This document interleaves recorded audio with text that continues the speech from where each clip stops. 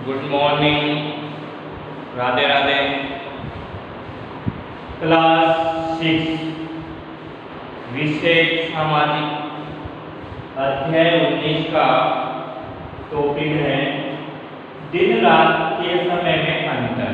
यानी दिन कभी छोटे होते हैं, कभी बड़े होते हैं। इनमें इसके क्या कारण हैं? दिन छोटे होना, रातें बड़ी होना, रातें छोटी होना, दिन बड़े होना, उत्तरी ध्रुव में 6 महीने तक रात, दक्षिण ध्रुव में 6 महीने तक दिन होना। इसके पीछे कारण है सूर्य, पृथ्वी क्या करती है? सूर्य के चक्कर लगाती है। देखो, दिन रात के समय में अंतर होने के पीछे कारण है पृथ्वी अपने अक्ष पर झुकी होने के कारण। पृथ्वी क्या है? अपने अक्ष पर थोड़ी झुकी हुई है। एक वाला हिस्सा क्या है? उभरा हुआ है इसका रहा। तो अपने अक्ष पर क्या होती है? पृथ्वी झुकी हुई है। अब पृथ्वी सूर्य की परिक्रमा के समय सूर्य की ओर झुक जाती है। जैसे मान लो आप, ये आपकी क्या है? पृथ्वी है, ये पृथ्वी है। क्या है? पृथ्वी है। उत्तरी ध्रुव और दक्षिण ध्रुव ये झुकी हुई अपने अक्ष पर क्या है? क्या है? पृथ्वी है। जो क्या है? अपने अक्ष पर झुकी हुई है। पृथ्वी है जो अपने अक्ष पर क्या है? झुकी हुई है। झुकने के कारण ये किसके चक्कर लगा रही है? सूर्य के चक्कर लगाती है। किस दिशा से? पश्चिम से पूर्व की ओर। पृथ्वी सूर्य के चक्कर लगाती है पश्चिम से पूर्व की ओर, यानी घड़ी के समान, जैसे घड़ी चलती है।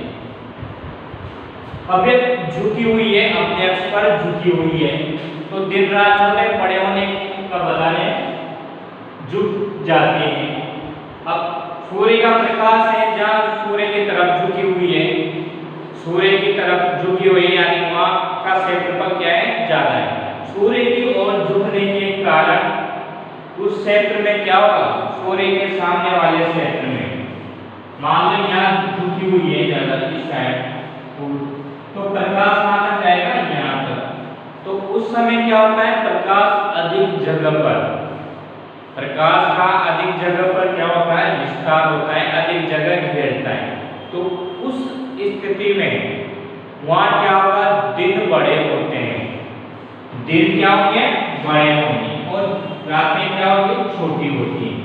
तो ये यही बता रहा है कि पृथ्वी अक्ष पर झुकी होने के कारण पृथ्वी सूर्य की परिक्रमा के समय सूर्य की ओर क्या होती है? झुक जाती है, यानी वो झुका हुआ भाग अधिक होता है और अधिक भाग पर प्रकाश अधिक पड़ता है। और 6 माह तक उत्तरी गोलार्ध पर सूर्य का प्रकाश पड़ता है। 6 महीने तक उत्तरी ध्रुव है, उस पर क्या पड़ता है? प्रकाश पड़ता है। 6 महीने तक सूर्य का उस स्थिति में प्रकाश पड़ता है। दक्षिण गोलार्ध की अपेक्षा प्रकाश अधिक प्राप्त करता है। ये जो दक्षिण गोलार्ध है उसकी अपेक्षा क्या है? उत्तरी गोलार्ध प्रकाश, सूर्य का प्रकाश क्या है? अधिक प्राप्त करता है। दक्षिण ध्रुव की अपेक्षा उत्तरी ध्रुव क्या करता है? सूर्य का प्रकाश अधिक प्राप्त करता है। दक्षिण ध्रुव अंधेरे में डूबा रहता है। अब दक्षिण ध्रुव है ये वाला भाग, ये अधिक समय तक क्या है? अंधेरे में डूबा रहता है। और उत्तरी ध्रुव वाला भाग अधिक समय तक प्रकाश में रहता है। उत्तरी गोलार्ध में दिन बड़े होंगे। अब उत्तरी गोलार्ध में प्रकाश अधिक क्षेत्र में फैला हुआ है, अधिक दिनों तक सूर्य का प्रकाश पड़ता है, तो वहां क्या होंगे? दिन बड़े होते हैं और रात क्या होती है? छोटी होती है। तो उत्तरी ध्रुव में तो दिन क्या होंगे? बड़े होंगे और रातें क्या होगी? छोटी होगी। इसके विपरीत दक्षिण गोलार्ध में क्या होगी? रातें बड़ी होगी और दिन छोटे होंगी। जबकि दक्षिण गोलार्ध में दिन छोटे और रातें बड़ी होगी, विपरीत होगा। 21 जून को सूर्य कर्क रेखा पर सीधा चमकता है। सूर्य कहाँ चमकता है? कर्क रेखा। यहाँ तो भूमध्य रेखा है, भूमध्य रेखा के उत्तर में कर्क रेखा। तो 21 जून को कर्क रेखा पर सीधा चमकता है सूर्य। सीधा चमकने के कारण भूमध्य रेखा से दक्षिण ध्रुव की ओर दिन बड़ा होता है।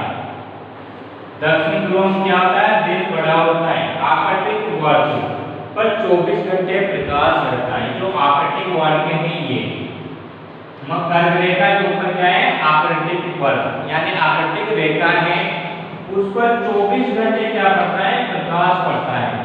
24 घंटे प्रकाश रहता है, यानी सूर्य का 24 घंटे क्या रहता है? प्रकाश रहता है। आर्कटिक प्रदेश को मध्य रात्रि के सूर्य की भूमि कहा जाता है। इसलिए ये आर्कटिक वाली जो क्षेत्र है उसकी भूमि को क्या कहा जाता है? मध्य रात्रि का सूर्य कहा जाता है, क्योंकि 24 घंटे वहां प्रकाश रहता है। इसलिए उसको उपनाम दिया गया है मध्य रात्रि की भूमि। किसको कहा जाता है? आर्कटिक प्रदेश को।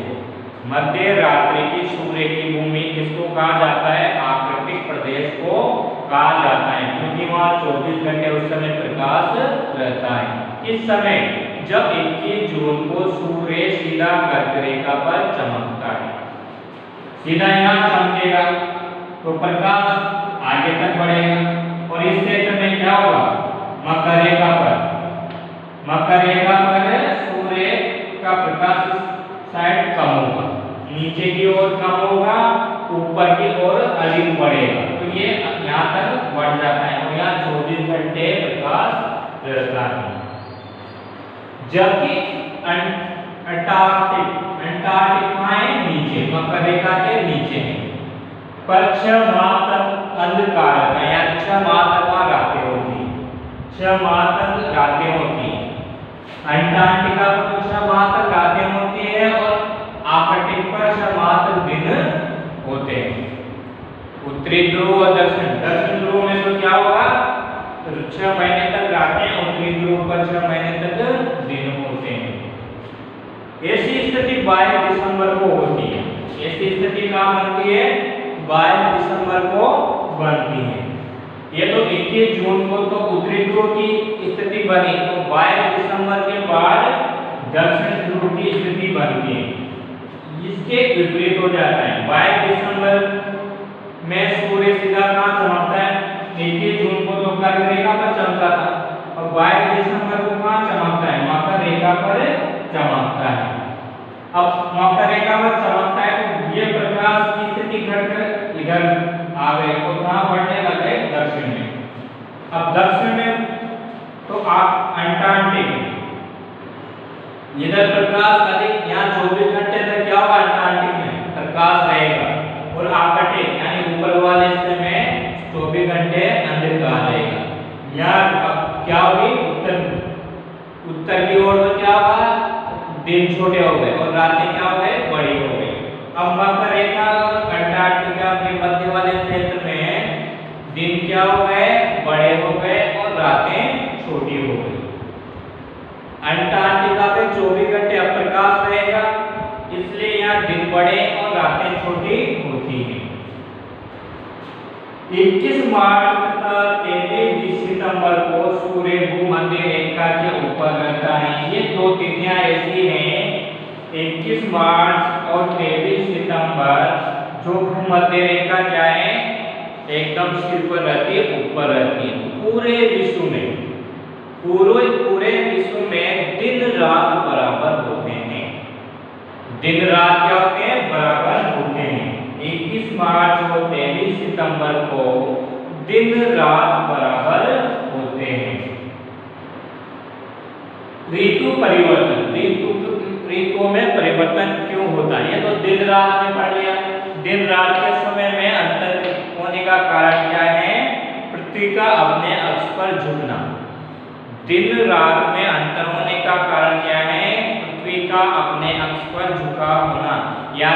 पृथ्वी का जो एक भाग है वो अधिक चौड़ा है और अधिक पीछे वाला भाग उसकी अपेक्षा सकड़ा है। अब अधिक वाले क्षेत्र में प्रकाश पड़ने के कारण दिन बड़े होते हैं और उसके पीछे वाला जो भाग है उसमें रातें छोटी होती हैं। जैसे पृथ्वी गतिमान है, सूर्य के चक्कर लगाती रहती है, जैसे छोटा वाला भाग आएगा वहां रातें दिन क्या हो, छोटे वाले भाग में रातें छोटी रात और दिन बड़े। अब सामने जो उभरा हुआ भाग है उसमें प्रकाश आएगा तो दिन बड़े और रातें छोटी हो जाती है। तो ऋतु परिवर्तन, पृथ्वी का अपने अक्ष पर झुका होना, ऋतु में परिवर्तन। ऋतु में देखते हो आप सर्दी, गर्मी, बारिश। तो पृथ्वी का अपने अक्ष पर झुके होने से के कारण ऋतुओं में भी परिवर्तन होता है। अब अधिक प्रकाश वाला क्षेत्र है, जहाँ अधिक प्रकाश है वहाँ कौन सी तापमान अधिक होगा, तापमान अधिक होगा तो वहाँ कौन सी ऋतु होगी, गर्मी की ऋतु होगी। उसके विपरीत जहाँ प्रकाश कम पड़ता था वहाँ कौन सी ऋतु होगी, सर्दी की ऋतु होगी। सूर्य की परिक्रमा के समय पृथ्वी का उसी दिशा में झुका होना, जब सूर्य की परिक्रमा करते हैं तो पृथ्वी का जो हिस्सा है वो उसी दिशा में रहता है, इसके कारण भी ऋतु परिवर्तन होता है। पृथ्वी सूर्य की परिक्रमा करना, पृथ्वी सूर्य की परिक्रमा करे इसलिए ऋतु परिवर्तन हो रहा है। दो प्रकार की गतियां पढ़ी अपने, पृथ्वी की कितने प्रकार की गतियां पढ़ी थी, दो प्रकार की, एक तो परिक्रमण, एक परिभ्रमण। परिभ्रमण और परिक्रमण, परिभ्रमण तो होता है पृथ्वी अपने ही अक्ष पर घूमती, परिभ्रमण में क्या होता है पृथ्वी अपने ही अक्ष पर घूमती है, उसके कारण तो बनते हैं दिन रात। क्या बनते हैं, दिन रात। पृथ्वी का जो परिक्रमा है, पृथ्वी अपनी परिभ्रमण कितने घंटे में करे, 24 घंटे में, 24 घंटे में करती है, इसलिए दिन रात। 24 घंटे को अपन क्या किस में बांटते हैं, दिन रात में बांटते हैं। ऐसे परिक्रमा, दूसरी गति है परिक्रमा यानी सूर्य के पृथ्वी चक्कर लगाती। अब पृथ्वी सूर्य के चक्कर कितने दिनों में लगाती है, 365 से 1/4 यानी 365 दिन और 6 घंटे में चक्कर लगाती। उससे वर्ष बनते हैं, साल बनते हैं और ऋतुएं बनती है।